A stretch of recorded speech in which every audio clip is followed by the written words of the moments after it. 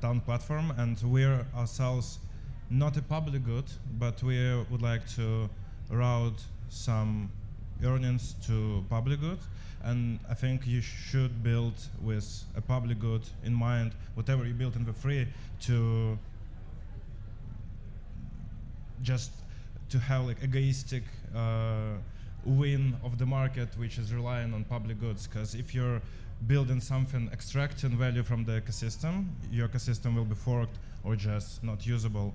And it's beautiful to see how public goods define the future of projects that is not started yet, because they should be having public good inside of them. Well, as I told you, I spent a good part of my life trying to do public good, but through research initially. I won't lie, I loved research, I loved science, so that was part of the drive. But in the back of your mind, you're always thinking you could do something good for the public. And we write our grants for that cause, but it wasn't enough. In my mind, I'm completely 100% convinced that for-profit companies, building true, genuine companies to do something important is the way to go. It's hard, it takes 10 years on average, you gotta bust your ass, and that's it. So get busy, people. If you have some good idea about doing something that helps the public, do it. Don't think about the money, because the money is always gonna be there if you do something good, and it may not be a 10x that satisfies venture, but if it's a 2x, it's okay, because you got your job and you're doing your thing and you're getting paid and you're doing something you care about. So for me, find the thing that drives you, how you can help people, make a difference, and build it. That's it.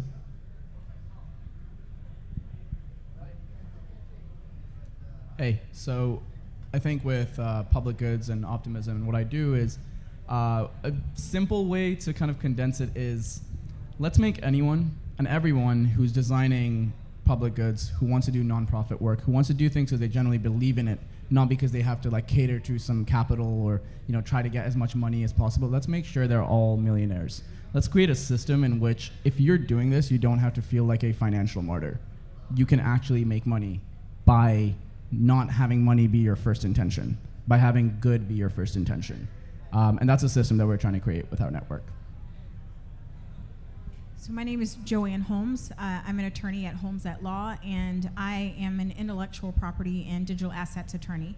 And I've spent over 20 years helping my clients monetize the things that they create. I fundamentally believe, and it's actually drafted into the US Constitution, that creators should be rewarded. Creativity is protected in the US Constitution. And one of the reasons I'm really interested in Web3 is that I believe that talent is not discriminate, but opportunities are. So there are people all over the world who have talent in ways that they can contribute, either because they're an innovator in technology or because they are a creative. But historically, the way that our systems have been organized have not really been to have the flow of wealth go to the people who are doing that creative work. So as an intellectual property and digital assets attorney, I'm very much at the forefront thinking about how do I help my clients make money? Because wealth equals choices, and I want people who are adding value to our societies to be rewarded for their contributions. I also serve as an advisor on the Blockchain Law for Social Good Center. It's the first of its kind in the United States. It's based out of Golden Gate University. And the whole charter of what we are doing is to help law students, lawyers, and legislators understand the ways that blockchain technology can be used to help real people's lives. Yeah, I want to add something to that because I think she pegged it. In my mind, we cannot rely on non-for-profits to get things done. It's what we did in the old days, before blockchain. Like a non-for-profit, what was it created for? It was a ledger system, or kind of a black box ledger system, let's be honest. And like I mentioned earlier, JFK came up with an alliance program that got completely exploited by corruption because we couldn't follow it. It wasn't transparent. So that's old school, in my opinion. I mean, the non-for-profits will probably get really pissed at me, but the reality is we don't really need you anymore to administrate that. What we need is people being rewarded for discovering something that's valuable, for helping people, and they get paid. And I can give you a really specific example that happened in Cape Town.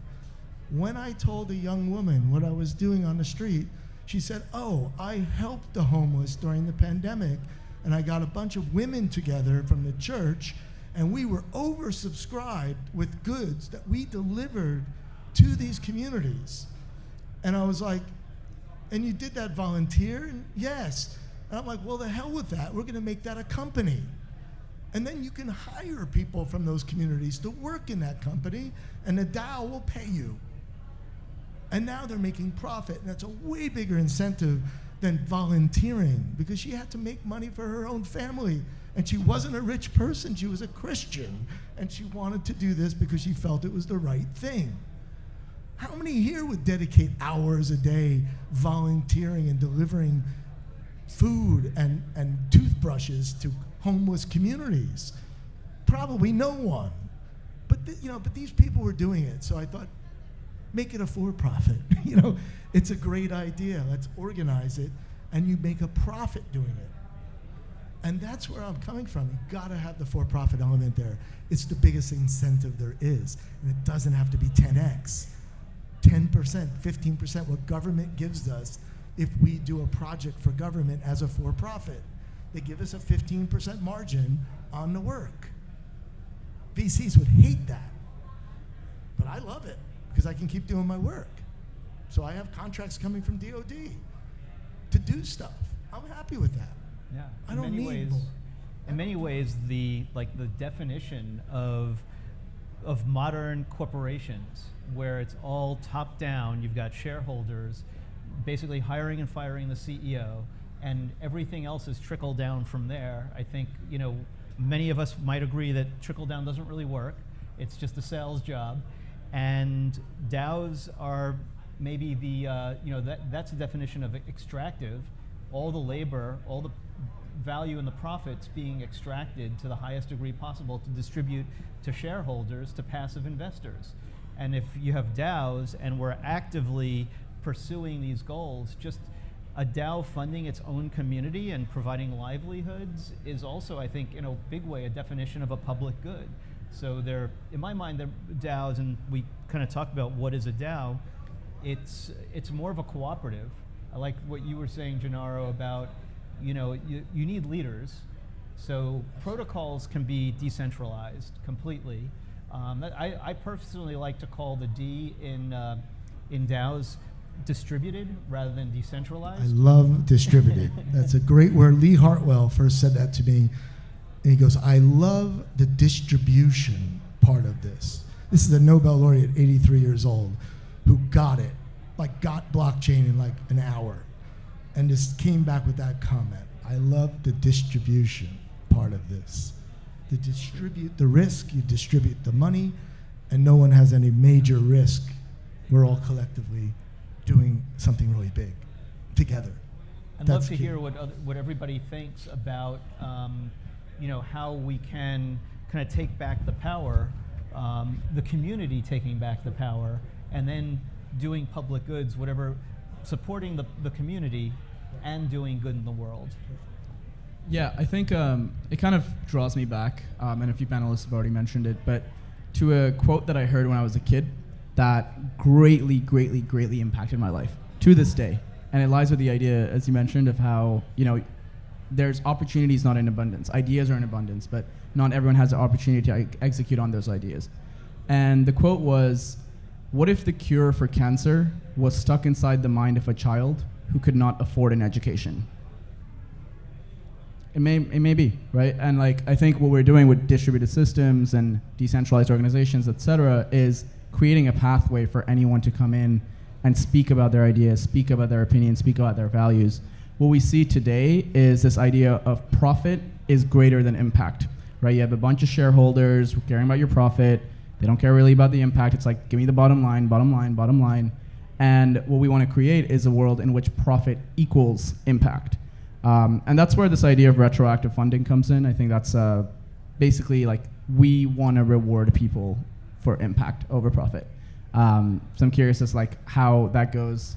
But yeah, that quote's just very, very much stuck with me. And I think when Stephen mentioned the word distributed, it's let's distribute the opportunity to contribute to something. and not centralize it, not just locationally, but just like, let's not centralize it under status. You don't have to have gone to an elite university to be a smart person, right? Like, you can be a person and you should get the same opportunity. And that's kind of what we're trying to create. How do we unlock human potential in that way? You could be Michelle or Roxanne, and maybe to be the best author in the world, but you're every day thinking about where your food's coming from, so you're not really thinking about writing a book. Yeah. But if you had the essentials taken care of, maybe you'll sit down and start writing. And then maybe get another James Joyce out of it. You know, who knows? So that's the way I think about it. We got to give people opportunity to at least try to better themselves. I'd love to invite people to come up. We're very centralized here at the front of the stage, and this is the decentralized stage. So who's got the guts to step up here, pass a mic in the front row? So be part of the conversation. Let's make this. It's always good to stand up and walk around because you motivate your format. Coming from a biologist.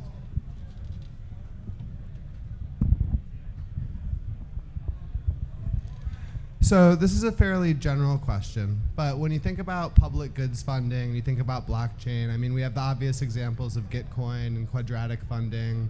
That's interesting in its own way, and I think has a lot of potential there. But overall, when you think of like blockchain and Web3 specifically, what benefits, what kind of breakthroughs, and I mean like a step level kind of improvement do you see in terms of public goods funding? To me, it's really simple. It's a ledger. It's transparent. It's secure. Anybody can join it, and it can be followed by everybody. I mean, that's awesome. Like, when did that ever exist in my lifetime? Never. A year ago, when I found out what this really was, it blew my mind. It's like, damn, you could build a treasury around that, and people could vote on it. And you could even have a for-profit company that's making money from the bank account you guys have in that, increasing it by maybe 5 to 10% a year, which you could just play with that and keep the principal, like any endowment that Harvard has. This is the way forward. I mean, Harvard has an administration that costs millions of dollars. A DAO is like free, relatively speaking. I mean, it's automatic. Smart contracts, it's like incredible. So for me, it was so simple when I saw it. It was a government without the bureaucracy, which I was fighting for 2 years, which drove me to Bitcoin and blockchain and understanding the Satoshi thing. But for revelation for a scientist that didn't know anything about it a year ago. Amazing. I remember connecting with you last year at Dcentral about There you go. DeSci funding. I just learned about it. Love it. I would just add also that Web3 is innately global. And so while we here in the comforts of the United States can think about things from the structure of our financial systems and so forth, in a lot of the world, people don't have access to finance. In fact, right here in the United States, there are a number of people who are unbanked and get exploited because they don't have access to any type of currency to be able to do simplistic things like not have to go stand in a line to pay a bill because they don't have a bank account, and so they don't have another way than to go and pay in cash. So really thinking through the public good that occurs when there is a financial system that people can participate in, whether they're in the United States or not. But one of the things that I do, particularly when I serve on boards and I advise nonprofits, is nonprofits have intellectual property. I manage IP in 140 countries. Wherever you are, if you've gotten good at it, you most likely own some IP. And in a traditional system, the way that that IP could be licensed or monetized meant that you had contracts, and then you trusted the other party to pay you what you were due. And I, for example, in a negotiation, would build in language that says a third-party auditor can come in and check and make sure that my client is being paid what they were due, right? When we have blockchain, going to the point of the other panelists, we have transparency, so we can save on costs, and that money can be used in another way. So really thinking about what are DAOs, decentralized or distributed organizations, creating, what talent is in that community, and how can that talent be monetized to help support the objectives of what people in that community care about. And one thing I would just love to add, and I thought of that as you were speaking, the thing that I was like enamored with, one of the things about DAOs was that it was, if the first principle of the organization is community, like what kind of organizations get birthed out of something where the first principle is about kind of working together, collaborating, and it's all about community. Because without community, DAOs really don't get off the ground. When I look at the big DAOs, lots of participants, it's all about participation and community, and that's the first principle. And how powerful can that be?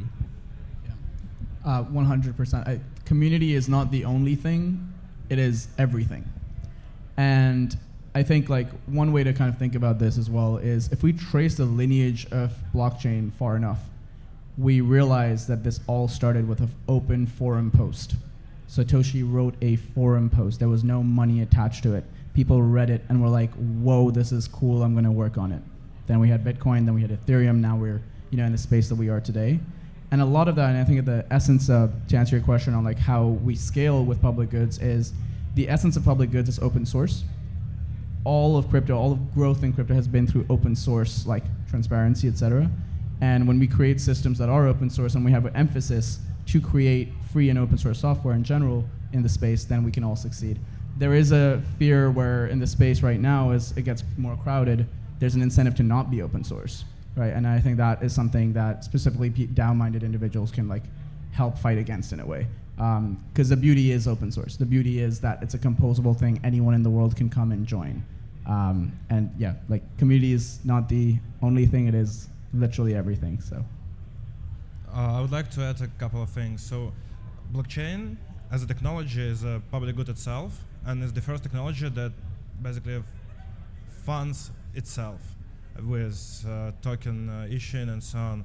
And the composability makes funding public goods not just easier, you need less funds to fund it because you don't need to build everything from scratch. You just fork, add, compose, and the public good is here, and it was like two people just sitting in their rooms. And this is beautiful. And another thing, I believe that blockchain and Web3 created new paradigm for public goods, because before this it was public goods as nature and we did nothing for it, and there was public goods that were fixing the state, where state wasn't able to provide these public goods. And in Web3 we have the new chapter of public goods, where public goods serve the wider community, that no one cares, there's no taxes, no nothing, and we found the way how to fund it and how to make it work for all of us. Yeah, one thing with like public goods and open source software as well is, if we think of the most effective version of this ever, we don't have to look any further than the internet.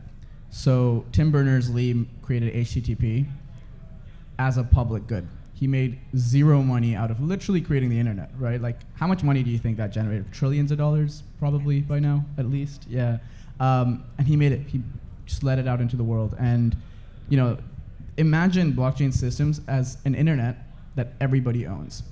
And I think there's a real power in creating that to be open source and communally owned as well. Imagine if 10% of that money went back to a DAO because it had invested in the internet when it first started.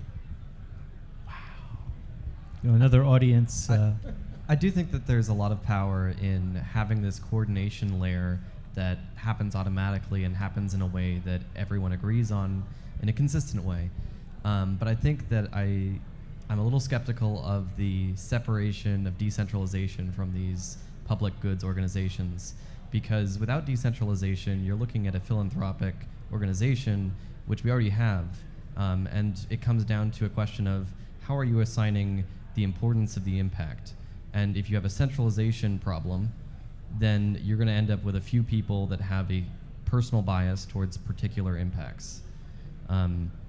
So I would kind of posit that and then ask, if the DAO is not sufficiently centralized, how is it different than a philanthropic organization? I would just say the one piece is the distributed nature and the openness of the organizations.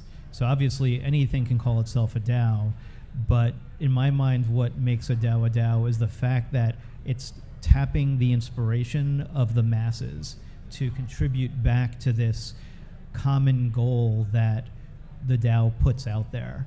And that's what makes it different. Because, imagine you take just a nonprofit, but you open that up and you let everybody contribute freely. That's in itself is a huge difference in my mind. I would also add that I get asked as an attorney sometimes, what do you mean when you say DAO? Because there's a camp of people who say a DAO should be a true DAO in that it's driven by a smart contract and there's less malleability to it. And then there are others in a different camp who say it should really be driven by its membership and its contributors.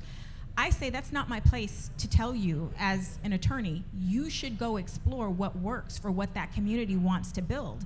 And I think that's what's really exciting. It's not an LLC and it's not a corporation and it's not a traditional 501c3. It is a new dynamic organization. If we think about, for example, what happened with Ukraine, there was no centralized entity that said anyone who cares about what the Ukrainian people are dealing with should contribute to this specific Red Cross organization or lobby your senator or your congressperson to send aid. All of that is a legacy system that was available, but people who cared dynamically decided to participate. And I think that's one of the things that's exciting. As an attorney, I cannot tell you this is exactly how it should go. The community is going to decide, and there's an opportunity to be organic that I think is unique and something we should celebrate in this community. I also want to just ask somebody who's actually from Ukraine with friends and family and directly impacted and in the Web3 world. Actually, I wanted to add to your question that it's all about purpose and it's not about Web3 in nature. Is just using Web3 to fund, to distribute, to govern, and so on. But if it's centralized and led by someone specific and provides value for the public, I'm fine with it. And if there is unstoppable terroristic organization that run on smart contracts to produce harm, we're kind of fucked. So we should gradually move to full decentralization, but if there is a public good made by someone who decided that it should be public and decided everything all the way down in centralized way, then it's okay. And it's same in Ukraine. So we winning. We're not losing this war because we are very, very decentralized in nature as nation, and most of us don't have any tools to do this work in a proper decentralized manner, but we're still managing to do lots of logistics and evacuation and finding using centralized services and centralized messengers and centralized groups, and there are some leaders making this on a scale. And I'd be happy to see this like leveraging crypto and Web3, but now it's leveraging just this financial aspect. And there was an Unchained fund, which is DAO and which is distributed lots of funds, but it didn't make a big difference that were decentralized or not. The big difference made the people that gathered together and the people they reached out and that believed in the idea of why it should be like this and donated and helped and served the organization. We need to start wrapping it up, so I want to give everybody a chance to kind of say, whatever they have to share, and just think in terms of keeping it within like a minute or so. Yeah. First of all, Unchained Fund is incredible. The Atlantis World team is great, and they do a lot of great work. I think when it comes to DAO centralization, interestingly enough, a lot of it has been solved in the blockchain way. It just has not been solved socially, right? Like blockchains are coordination mechanisms, and a lot of it is technical, financial. For example, the double spend problem isn't fixed. Like optimistic rollups use fraud proofs to basically prove that, we're optimistic that it went right, but if it's wrong, we can have a dispute and someone can go and prove that in a decentralized fashion. It's been solved technically, and it's about bringing that into the social layer. So I think to answer your question on like how to avoid DAO centralization, it's not, as you said, it's not like me or like anyone in a DAO being like, hey, do this, do that, do this. It's actually empowering people to stand up and dispute things and giving them the necessary tools in order to do that. Of course, that can get toxic, but there are ways to design systems through which anyone feels like they can voice their concerns. I think issues with systems today that we see is like everyone's frustrated, but what can I do about it, right? How do I dispute this? We need to create ways to do that within DAOs, and I think there's a lot of DAOs working towards that very effectively. But yeah, last thing I want to say is like definitely check out Optimism if you're interested. We are a massive governance system in many ways, and it's a very, very exciting time. Thank you. My name is Joanne Holmes. Again, I am pretty active on LinkedIn, so I would invite people to connect there and let's continue the conversation. And I would say, I personally feel, especially because there aren't a lot of attorneys in the Web3 space, I feel that for those of us who are on this avant-garde of Web3, we actually have a responsibility to educate and invite other people in so that the space can be reflective of all of the opportunities and not be myopic, and that has to happen intentionally. So what I would ask everybody to do is please feel free to reach out to me and continue the conversation, but also invite other people in so that they can think about the ways that DAOs and blockchain technology can be of service to communities, to corporations, to creators, to innovators. Help them understand how that happens. Joanne, I'll give you a call out. I like dynamic autonomous organization. Maybe a new name for DAOs. Yeah, because one size doesn't fit all. This is not about, this is like you say, it's a new invention. And do what works to get the problem solved. It doesn't have to follow the rules of DAOs. It is blockchain, make it work. And so to directly address your question, which I think was a really good one, there's no doubt in my mind if you're doing something, let's say, for water, shelter, food, and medicine in a DAO, you need a board. You need a centralized group of experts that can review with no pay, that just want to do it. And anybody in the DAO should have the opportunity to become a board member of that group. So you're always, if you're part of that community, you should have the right to become a board member. You should also have the right as a community to get rid of the board member if you don't like them. But at the end of the day, it's about how well you can perform. If you put amazing people on a board, you will attract people to the community. And if you make really good decisions and solve things like the pandemic, people will buy into the community. If you don't, they'll sell their NFT. So it's strictly based on merit, on your ability to hit the milestones, like any for-profit company. That's why I'm against not-for-profits, because there's no incentive to really get anything done. But believe me, as a for-profit, I am one, I'm out to satisfy my customers. And if I don't, I'm out of business. That's a pretty good incentive to keep going. So that's the way I see it. You can't have it both ways. You can't just become 100% decentralized on every decision. It would be a chaotic mess. So you do need to have some leadership at some level. But you still vote on it with the community. So it's not like this is the way it's going to be. You actually get the proposal from them and then vote on it. And majority wins. You don't like it? Leave. It's fluid. It's dynamic. I like it. And I think this is a great launching off point to the next conversation, which is really about DAO growth and DAO potential. On that note of the potential of DAOs and these conversations, I could have these conversations all day. I like organizing these conversations. I want to invite everybody to more of these conversations that we have together. We'll be at ETH Denver.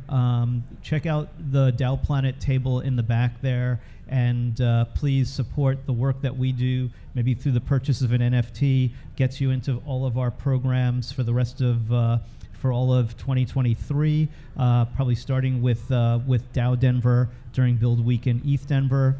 And we hope to build this community, include and encompass everybody here, join our different groups and discords, and participate.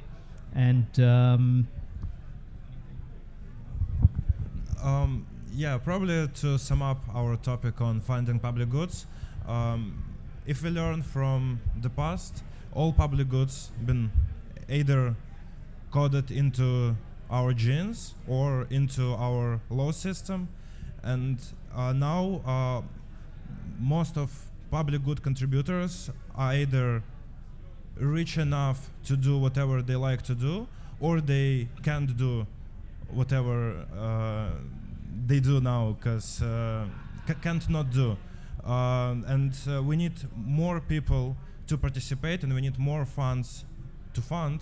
So I think we should code public good funding and like route some of our revenues on a protocol, on a application layer, and it's our responsibility to make more public goods funded through the incentives and mechanisms that we're building.